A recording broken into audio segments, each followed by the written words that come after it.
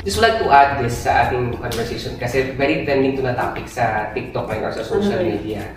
Na, I mean, a lot of us are still here when other people, ang daming kabayan ngayon nagmamigrate sa Canada, sa Australia, sa bansa pa na nagbibigay ng citizenship.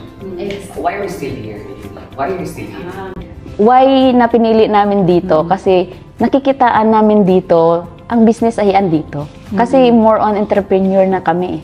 So yung Dubai, parang nakikitaan namin ang business ay andito. Bakit pa tayo pupunta ng Kumbaga nakapag-umpisa na kami eh. Magbibuild na lang tayo doon sa bansa natin. Pupunta man kami siguro doon sa bansa na yun, Mamasyal. Yes, Oo. Magbibuild na lang tayo ng natin doon sa sa Philippines.